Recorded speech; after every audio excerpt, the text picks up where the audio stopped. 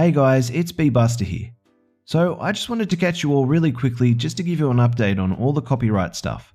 So because I'm still unsure as to what's going on with all the issues, I'll be moving my longer story video to my second channel.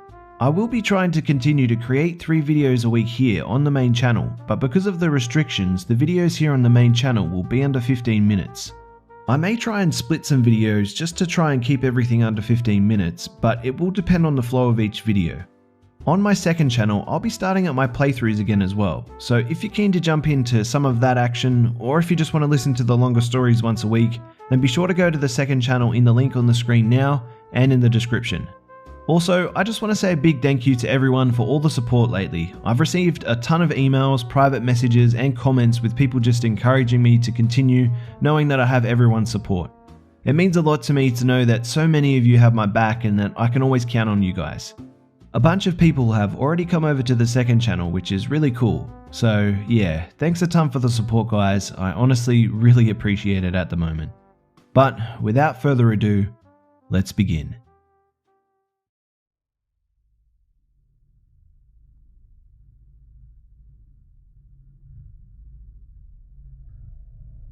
About 5 months ago, a friend of mine got expelled from his program because of bad marks. He was only halfway through his lease and he didn't see a point in staying in the city since he was only here for school. He told me that if I wanted to take over his lease, he would only charge me half of the rent, which I thought was pretty sweet. So naturally, although I am from this town, I thought it was time to leave my parents' place. I had already graduated and although I had been looking for a new job for a while, I still felt like I couldn't miss out on this opportunity. So I took over his lease and moved into his place. The house itself is actually pretty nice. It's 3 floors including the basement, and it's located near the university of my town, which is not a very safe area overall, but I spent a lot of my university years here and I never felt unsafe. The room in the basement, well, it's pretty small, but cozy, and the only other room down here is a girl who is currently a student and she's pretty quiet. Actually, all the girls living here are pretty good roommates. I wasn't thrilled about living with 3 girls, but now I don't see why I would have thought that it was an issue. They're all pretty great and we had a good time. I'm the only one in the house who is not a student, and also the only one who is originally from this town. The other roommates are actually all from cities that are only about an hour or 2 away at most, so unless there's something special going on, they'll all go home on weekends. My friend who got expelled also only lives 2 hours away, so he would always go home for the weekend as well. One thing I forgot to mention, which is pretty crucial to the story, is that the house actually has 5 rooms, but right when they all moved into the place together, one of the girls had a seizure on her bed and passed away. This was pretty upsetting for everyone, and the landlord told me not to worry about finding anyone else. Their rent never went up or anything, and the room, it was left vacant. According to the landlord, he just found it insensitive to try and find someone because he didn't want to turn someone's death into a financial inconvenience for him. So after the girl's death, the parents came and took her belongings out of the room and it just remained empty since then. I actually never looked in there because it just remained locked and I don't really have much curiosity to see the room. It's on the 2nd floor and I never go up there, so I never paid any attention to it. The first week I spent there, it was pretty uneventful. I remember that I spent one night at my boyfriend's place and then the next night he slept over after we went out drinking at one of the college bars near the place. We were pretty wasted, so we passed out as soon as we got home. The next weekend, I was at home in my new room and I couldn't sleep, so I decided to read a little bit. I was really enjoying the quietness of this new house since the girls weren't home at all. I come from a Latino family, so this quiet and serene environment was pretty rare. I thought that I heard a few noises upstairs, so I figured that one of the girls had probably decided to stay the weekend at the house, or she was just getting last-minute things ready before heading home. I really didn't think much of it at the time. I wasn't very close with the roommates, so I didn't even bother asking them if any of them had stayed home. I just felt like it was none of my business. The girl in the basement was definitely gone for the weekend because she apparently sleeps with her door locked and keeps it open when she's not home. One weekend, that same month, I woke up to pee and I could hear a toilet flushing upstairs, which was kind of weird since I knew that none of the girls were home. I was going to go check it out, but in my tired state, I was too lazy and I just didn't care enough. It's funny, horror movies are supposed to make you paranoid, but the biggest lesson I got from them was that there's always a rational explanation for everything. This would prove to be my biggest mistake though, because for a couple of months, I was always brushing things off and, ironically, creating irrational explanations to rationalize what I thought were irrational thoughts. For example, I heard creaking coming from the second floor and figured one of the girls must have forgotten something and decided to come by to pick it up. The girl must have driven 2 hours down and 2 hours back to her town in the middle of the night to pick something up. One Saturday, I woke up to get some water, and I noticed that the roommate in the basement was gone. Her door was open and her car was not in the driveway. There weren't any cars in the driveway, but I should mention that one of the girls doesn't drive. A couple of hours later, I woke up because I heard steps coming down into the basement. At this point, I yelled out the girl's name who doesn't drive because she's the only one who could have been in the house. I didn't get a reply and just heard the steps going back upstairs. At this point, I started getting uneasy about being home on weekends, so I decided to just spend them at my boyfriend's house.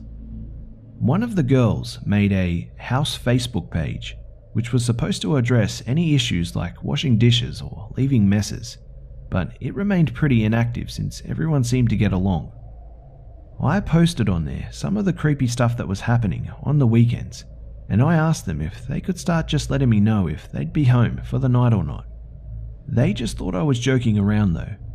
The replies were not receptive at all and consisted of laughing my ass off or "oh my gosh, you're so funny." Even my boyfriend agreed that I was being paranoid because he too believed that everything has a rational and perfect explanation.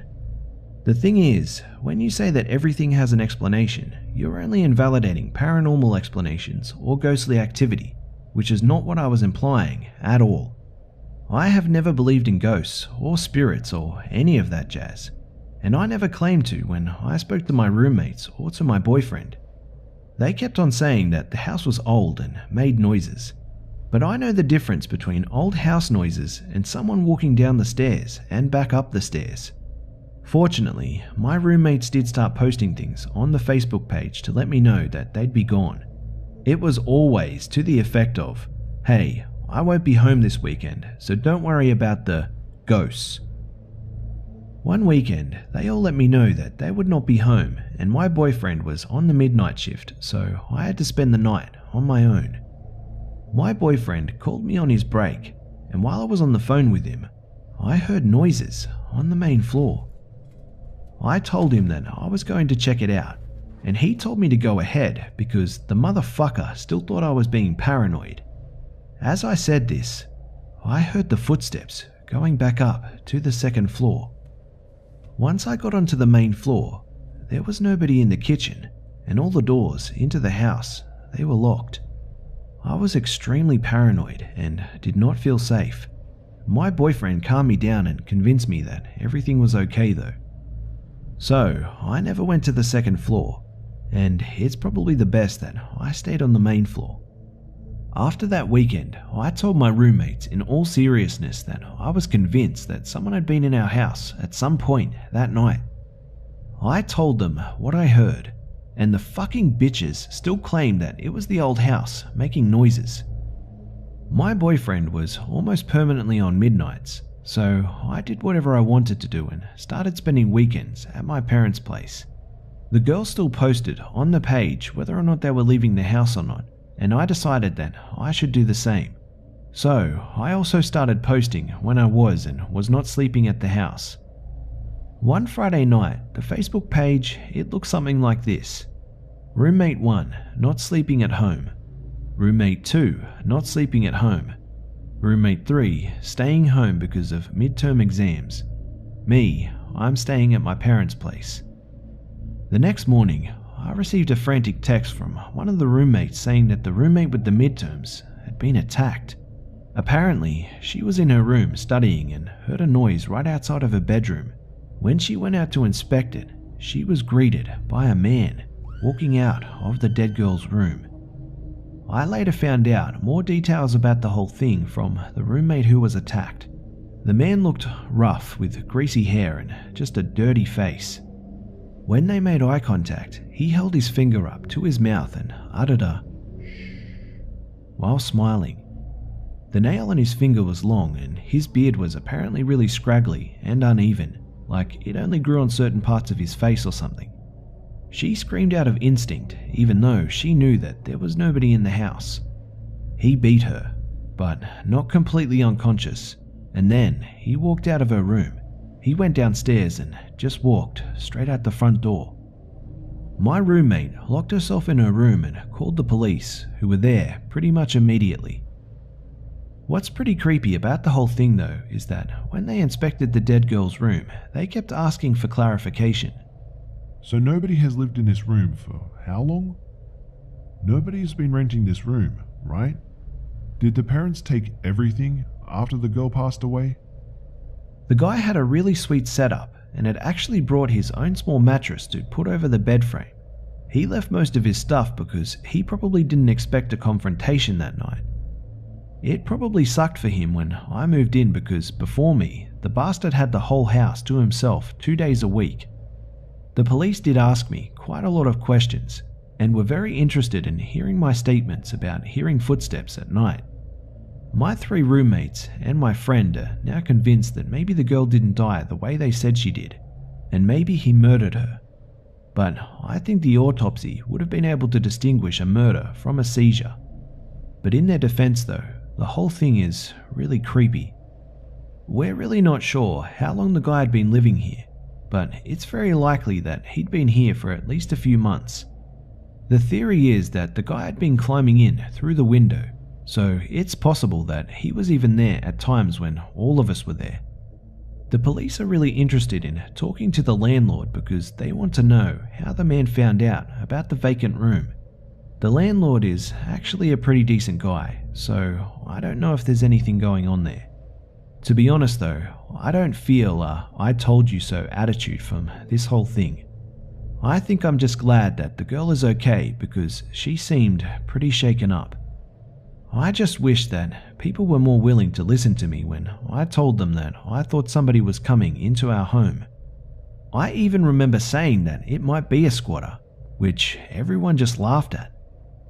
This happened very recently, so it might be a while before an update. As of now, the man has not been found, but the police remain optimistic about finding him, whatever that means. This has been a pretty terrible month for me, and I don't know if I want to be at this house anymore. I don't have much left on the lease and I recently lost my job, so it might be the best for me to leave the place now. I doubt the guy will come back because all of his stuff, it's been taken out, but I still find it creepy in this house. I definitely don't spend weekends here anymore.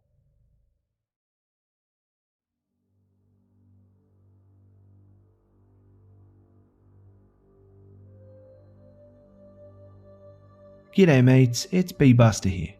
Well, I hope you enjoyed the video guys. Thanks again to the Hive member that bravely shared their story for us all here, and I hope you're doing well. For the chance to have your story feature in a video, you can send your story to my email, which is in the description below. And as always, keep them coming guys, as this channel relies upon your stories to continue. Also, please do me a favour and just state in your email what your story is about in the description, and also provide me with a short written statement of consent just so that I can be above board with everything. And also remember to tell me in the email if you would like to remain anonymous, and please change any names if you don't want particular names to be shared. As always guys, it would be awesome if you could like, share, comment and subscribe if you're new. Don't forget to follow me on Facebook, Twitter and Instagram for updates throughout the week. Also, don't forget to head over to the second channel, which will be featuring a longer story each week now. Thanks again for always tuning in guys, for all the love and support, and I'll see you mates in the next one.